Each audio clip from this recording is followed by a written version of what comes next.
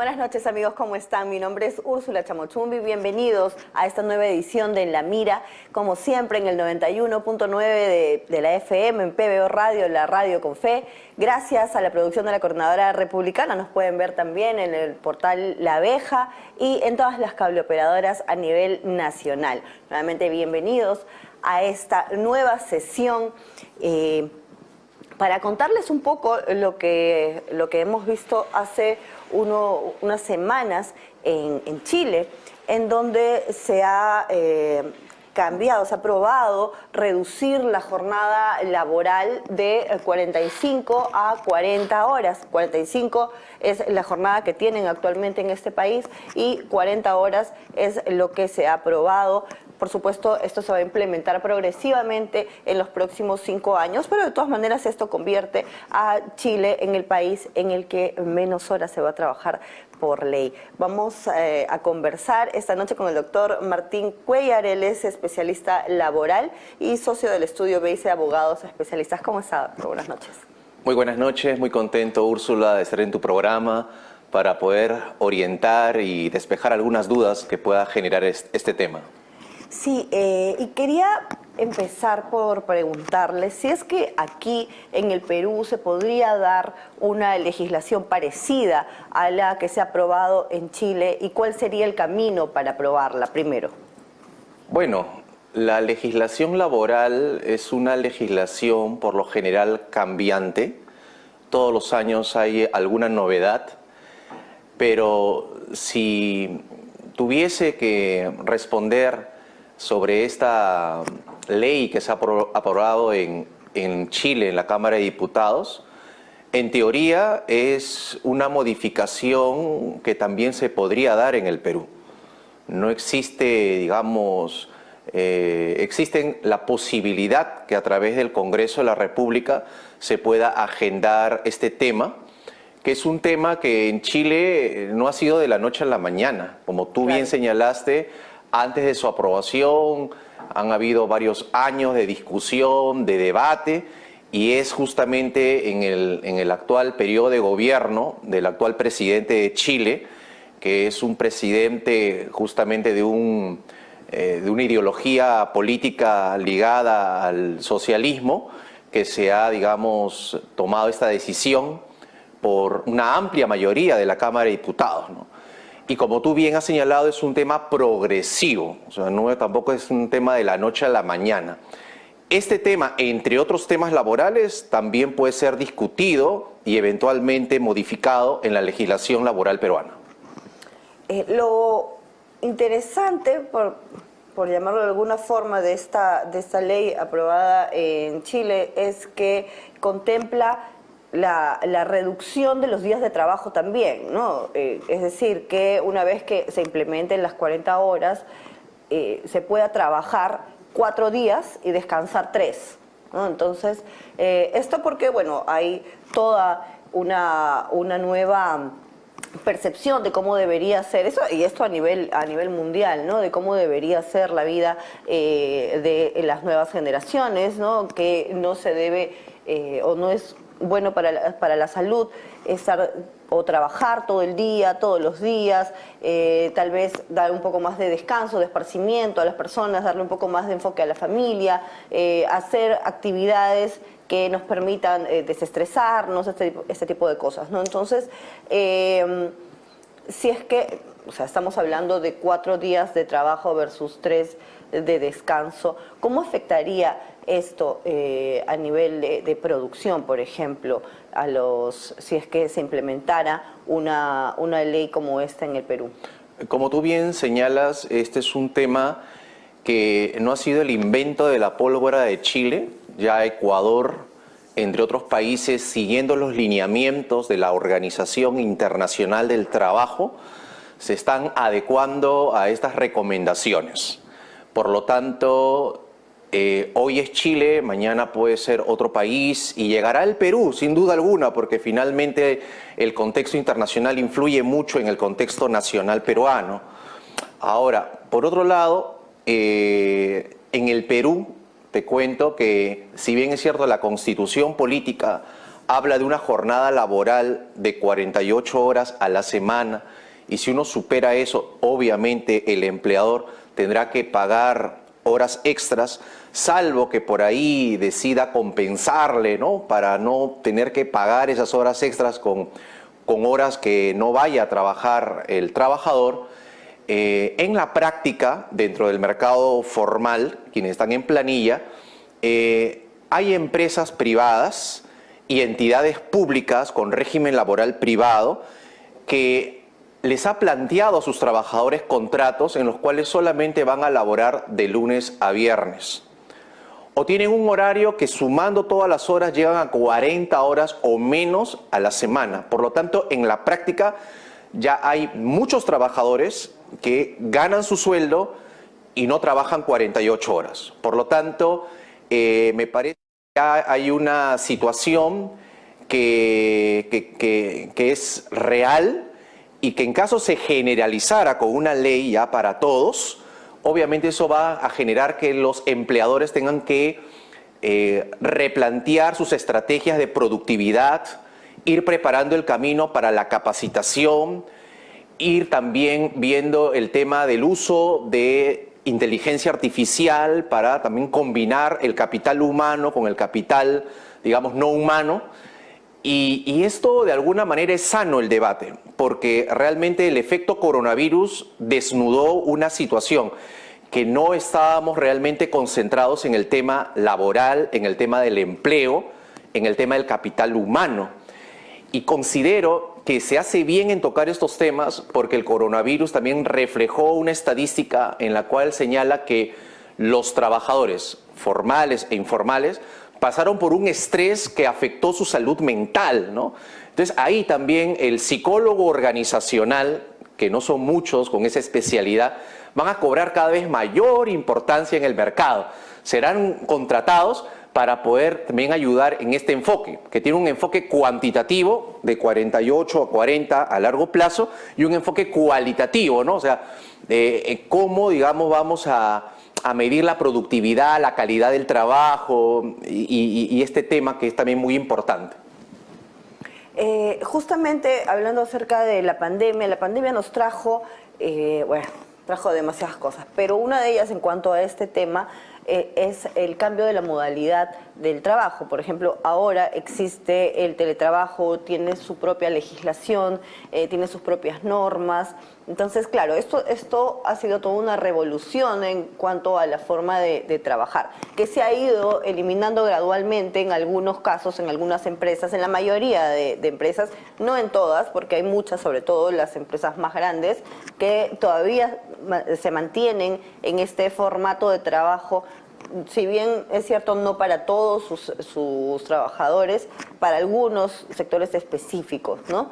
Entonces, ¿qué cambio se ha visto desde la aplicación de las nuevas normas de teletrabajo, por ejemplo, versus lo que teníamos antes de la pandemia, que no existía casi el teletrabajo aquí? ¿Cómo ha impactado estas nuevas modalidades frente a lo que ya veníamos viviendo? Sin duda, el efecto coronavirus generó un pequeño terremoto mental en empleadores y trabajadores, porque no estaban acostumbrados a un escenario en el cual en poco tiempo surgió una avalancha de normas legales en materia laboral que obviamente les costó mucho aplicarlas y les costó mucho entenderlas porque eran muy cambiantes.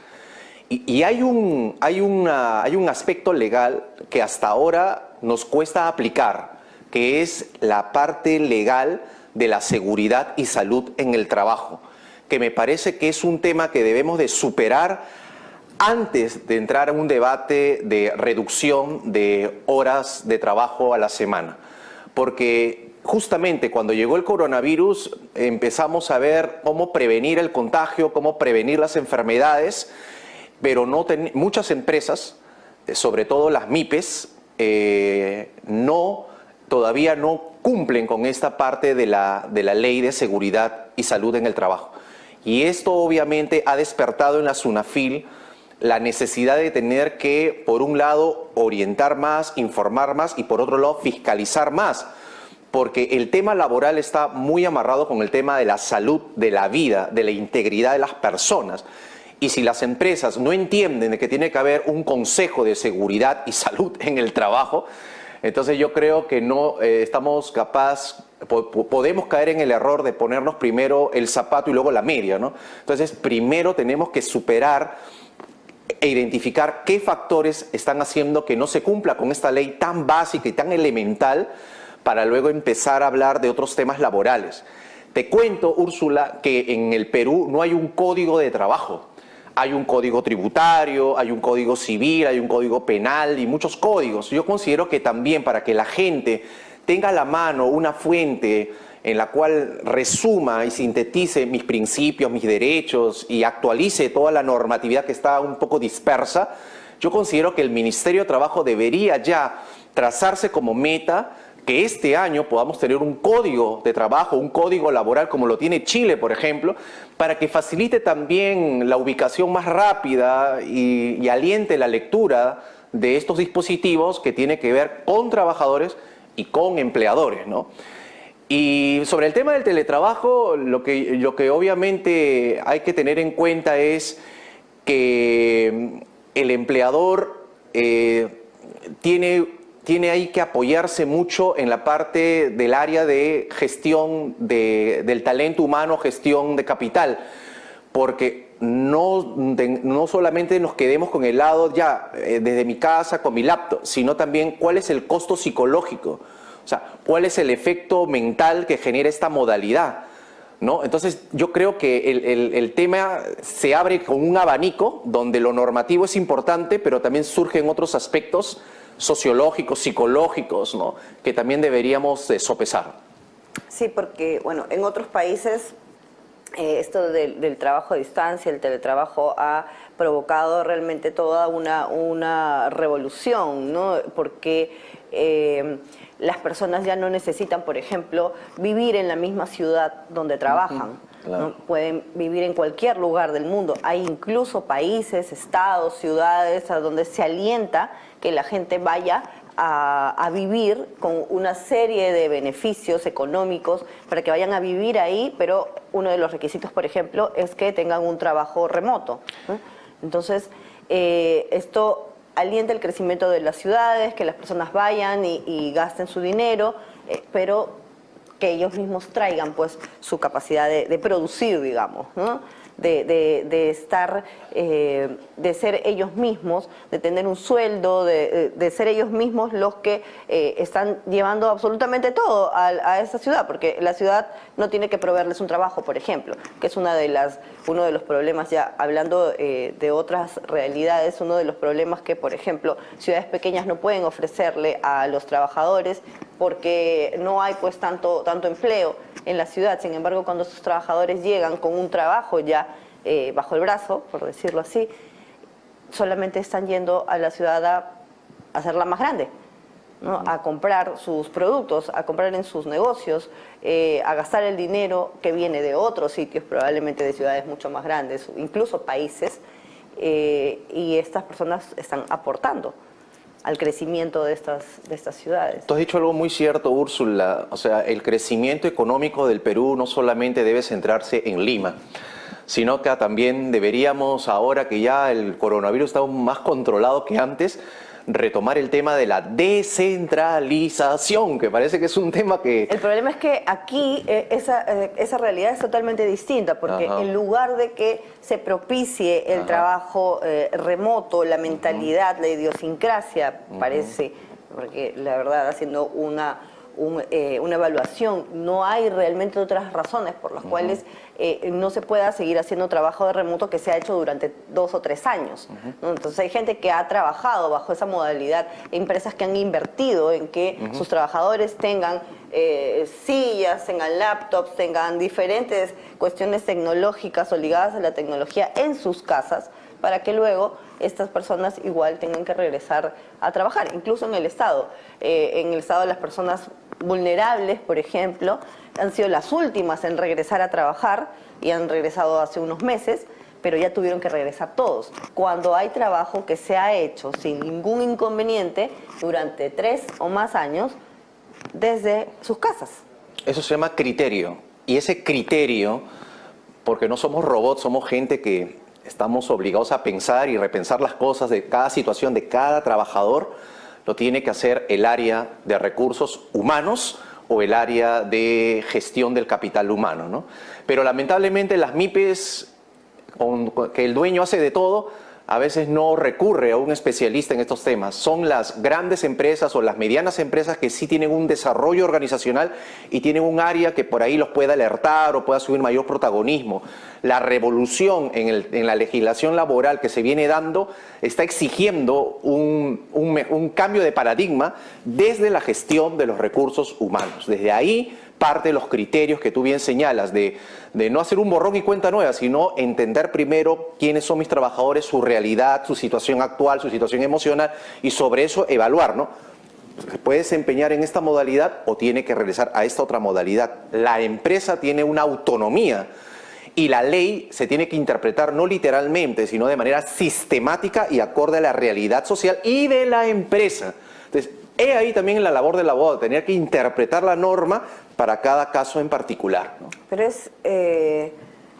incluso podría ser una cuestión para las empresas, podría ser una cuestión de responsabilidad social, ¿no? Porque, por ejemplo, hay gente que se traslada del cono norte hasta el cono sur para ir a trabajar. Estamos hablando de 2 horas y media más o menos, en algunos casos de ida, 2 horas y media de vuelta, con el tráfico que eso supone. Ahora peor todavía, que ya empezaron las clases escolares, que todos sabemos que el tráfico se vuelve infernal en determinadas horas, en las llamadas horas pico, que ahora incluso ya no existe mucho lo de las horas pico, porque en cualquier momento Lima ya es una ciudad casi colapsada, ya no hay espacio para más. Entonces, el hecho de que uno pueda trabajar desde su casa ahorra tiempo. Esas 5 horas del día que una persona ocupa viajando desde su casa hasta su lugar de trabajo, podrían ahorrarse. Puede ahorrarse también las emisiones de carbono, por ejemplo, de los vehículos, puede ahorrarse el tráfico, una serie de cuestiones que finalmente también aportan a la seguridad, porque esas personas ya no tienen que salir a la calle y de repente ser robadas en un transporte público o en un taxi o en sus mismas movilidades. Entonces es una cuestión que no solamente aporta al trabajador, no solamente aporta a la empresa porque reduce costos, por ejemplo, el alquiler de oficinas cada vez más grandes, ¿no? No solamente eso, sino que también aporta a la sociedad en la que se desenvuelve ese trabajador. Y resalto esta parte que señalas, Úrsula, de la seguridad social, porque a veces nos centramos todos en la parte estrictamente laboral, que es bueno, pero ese trabajador también, al estar en planilla, tiene un derecho que es atenderse en el seguro social. Y aquí hago una exhortación a través de tu sintonizado programa para que también el seguro social redoble esfuerzos, porque muchos de nuestros padres han atendido virtualmente o telefónicamente, ¿no? Pero parece mentira, depende de cada paciente, de cada persona. A veces hay que ver la forma de cómo atenderlo presencialmente, ¿no? Entonces, yo creo que el tema de la seguridad social también se tiene que ir mejorando rápidamente para que los trabajadores estén bien en salud y puedan producir, porque si no hay salud, ¿de qué producción podemos hablar, no? Claro. Eso, en el caso de por ejemplo, la salud, se ha dado también una norma últimamente en la que, por ejemplo, se dice que ahora trabajadores los que no tienen seguro social, que no tienen acceso al seguro social, van a ser asegurados en el SIS, ¿no? Entonces, claro, existe una serie de normas, una serie de beneficios que se están dando progresivamente, pero tampoco es pues que, por ejemplo, el SIS o salud estén totalmente capacitados, por ejemplo, para dar este tipo de citas médicas virtuales, por decirlo, ¿no es cierto? Porque, por ejemplo, un resfriado no requiere de que una persona vaya y haga una cita, que haga cola por horas para hacer una cita y que lo atiendan la siguiente semana cuando de repente hasta ya se curó sin medicinas y sin nada, ¿no? Entonces, pero esas cosas ya escapan un poco, creo yo, de la normativa laboral, porque si bien es cierto, por supuesto es un derecho de los trabajadores, escapa un poco de eso porque tiene más que ver con el gobierno, con la gestión. con O sea, la pasamos gestión, del derecho a la gestión pública en materia de salud y en materia laboral. Las municipalidades, los gobiernos regionales también podrían tomar iniciativas en el tema del empleo, lucha contra el desempleo, el subempleo, el tema de la salud preventiva. Lo pueden hacer, no es tarea exclusiva del Ministerio de Salud o del Ministerio de Trabajo, pero falta liderazgo, o sea, faltan liderazgos regionales, municipales, que se coman el pleito con el tema de la salud, la educación y el tema del empleo. Por eso son gobiernos, ¿no? Gobierno local, gobierno regional, que se sienta ese término dentro de su jurisdicción, ¿no? ¿Por qué cree usted que no hemos podido, hace un momento conversamos acerca, por ejemplo, de la descentralización, de lo fácil que, bueno, fácil por decirlo de alguna manera, porque acá en el Perú no es tan sencillo. La razón por la que la gente no se va a otras provincias no es solamente el hecho de que no haya, su trabajo no esté en estos lugares, sino que no hay buenos colegios para sus hijos o universidades o buenos hospitales, acceso a la salud, a la educación, que es básico, ¿no? Pero, digamos, hay algunas ciudades, algunas regiones donde sí, pues, hay buenos colegios y por ahí hay algunos hospitales o clínicas a las que puede acceder la gente. Entonces, teniendo un trabajo remoto en Lima, podrían irse a otras ciudades. ¿Qué falta para que el gobierno central o los gobiernos regionales impulsen este tipo de crecimiento, este tipo de movimiento para sacar un poco de gente, pongamos, de Lima, que pueda ir a sus regiones, como lo dije hace un momento, a gastar? Es verdad, Úrsula. Mira, tú lo has dicho, Lima es la cuna del centralismo, es algo histórico, es algo cultural. Arequipa es otro polo de desarrollo, Trujillo, Chiclayo también. Son ciudades que obviamente han logrado un desarrollo, pero hay más ciudades en el Perú. Entonces, lo que yo considero que está faltando, porque el marco legal existe, hay normas que hablan de la descentralización y los gobiernos locales, lo que falta es gestión. O sea, la gestión pública parece que no se está, digamos, llevando a la práctica. Te pongo un caso concreto de la región de Ica. La región de Ica podría ser la segunda ciudad más importante porque tiene este boom de la agroexportación, pero su aeropuerto de Pisco hasta ahora no funciona.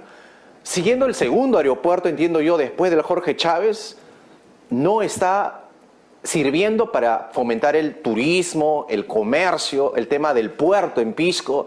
Entonces, realmente una región tan cerca a Lima, que está a 4 horas y media, depende tanto de Lima teniendo tantas fortalezas en el rubro exportador y teniendo una infraestructura instalada, pero que no está operativa. Entonces yo hago un llamado a los gobernadores regionales, no solamente de Ica, sino de las demás regiones, para que empiecen a trabajar, porque la ley les permite también entre regiones hacer un trabajo coordinado, pero falta eso. Y en el caso de Ica, realmente un llamado a sus alcaldes, a su presidente regional, porque es un lugar que definitivamente ha crecido, que ha visto un boom económico con la agroexportación, pero que le falta gestión de residuos sólidos, les falta concientizar mucho a la gente, porque no puede ser que un lugar donde la gente está ganando gracias a la agroexportación vivan pues como si no tuvieran trabajo, como si no tuvieran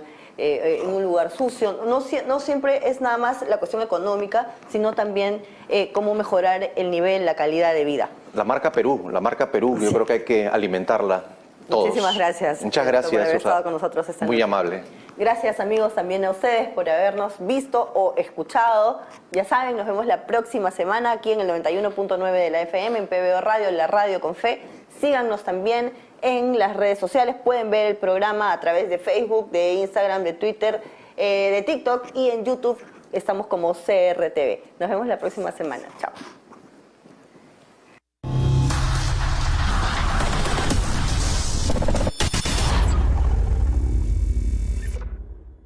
Petramás te enseña sobre la historia del relleno sanitario modelo del Callao. A inicios del siglo XXI, el botadero La Cucaracha llevaba malas prácticas como el indiscriminado arrojo de residuos por camiones y una excesiva quema de basura en exteriores. Sumado a ello, se tenía un espacio insalubre, como la chanchería, la pampa de los perros, uno de los mayores peligros ambientales para el Callao. Sin embargo, el fin de esta terrible situación llegó gracias a Petramás, una empresa peruana que se encargó con esfuerzo y dedicación a la rehabilitación y formalización del botadero La Cucaracha, convirtiéndolo así en el gran cambio para la comunidad chalaca, el relleno sanitario modelo del Callao. Este gran reto consistió en transformar un problema que parecía irreversible en una solución y contribución para el cuidado del medio ambiente, convirtiendo el botadero en un verdadero relleno sanitario.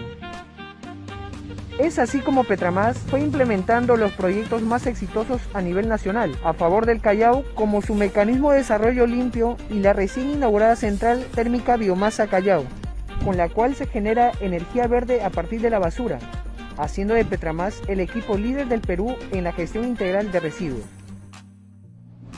Vecino, espero que esta parte de nuestra historia te haya ayudado a conocernos un poco más. Recuerda que nosotros seguimos en la lucha contra el cambio climático. Hasta el próximo Petramás te enseña. Así fue. La Subcomisión de Acusaciones Constitucionales del Congreso puso fin a la más nefasta patraña contra el régimen democrático constitucional, porque aprovechando el deceso de 2 jóvenes, sin una investigación en serio, se confeccionó un relato tendencioso para inculpar a 3 autoridades que asumieron el gobierno luego de sancionarse la inmoral conducta del coimero Martín Vizcarra por un vasto consenso parlamentario. Con la denuncia archivada, se disipa el discurso panfletario construido por la cúpula estatal y la gran prensa obsecuente para esconder los crímenes de Vizcarra e imputar golpismo a una transferencia constitucional del poder. Entre el llanto de extremistas y caviares, se ha desechado esa pseudo-memoria colectiva destinada a generar un sentido común antirrepublicano, capaz de erosionar las bases mismas de la democracia peruana. Se hizo justicia. La Coordinadora Republicana es un espacio público de la sociedad civil que agrupa ciudadanos que, con independencia de sus particulares posiciones políticas o ideológicas, defienden y promueven los valores republicanos, los principios democráticos y la vigencia del Estado constitucional de derecho, rechazando cualquier intento de desconocerlos, reducirlos o desvirtuarlos. La Coordinadora Republicana se opone a las políticas que, primero, pretenden sustituir las instituciones y el procedimiento democrático por la presión de las turbas callejeras. Segundo, propician y alientan la nefasta práctica de judicializar y criminalizar la actividad política. Tercero, promueven un pensamiento único y totalitario, contrario a nuestra tradición, valores familiares y libertad de conciencia. La Coordinadora Republicana defiende los valores del Perú. La ciudad industrial Huachipa Este es el mejor lugar para invertir de forma segura a precios 100% accesibles. Ofrecemos lotes independizados y zonificaciones para todo tipo de industrias. Somos la única ciudad industrial con la mayor cantidad de empresas operativas y más de 1.9 millones de metros cuadrados vendidos. Ya son más de 120 propietarios que confían en nosotros. Ciudad Industrial Huachipa Este, el eje industrial de los grandes empresarios. El 13 de enero del 2023 se declaró en estado de emergencia el distrito de Lurigancho por peligro inminente ante lluvias intensas y precipitaciones pluviales.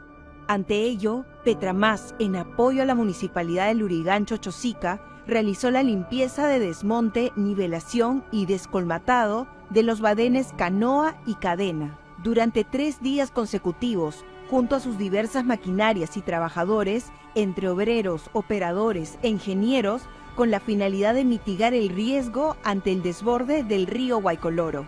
Este va a llegar a un nivel de 1 metro aproximadamente para que permita el deslizamiento de un posible huaico, en la cual va a concluir en la altura del río Rima. Soy la señora Dina Bustos Venancio, soy la presidenta de la Asociación de Vivienda La Encantada de Cajamarquilla. Pues en esta oportunidad agradeciendo al doctor Segarra, porque siempre está comprometido con la comunidad de Cajamarquilla. Estamos eternamente agradecidos y un saludo de la parte de la Asociación de Vivienda La Encantada. Y le damos gracias porque En estos momentos se está haciendo, ¿no?, el trabajo de descolmatación de este badén. Gracias, Petramás. Estaremos siempre eternamente agradecidos. En Petramás, nuestro compromiso no es solo cuidar el medio ambiente, sino también a ustedes.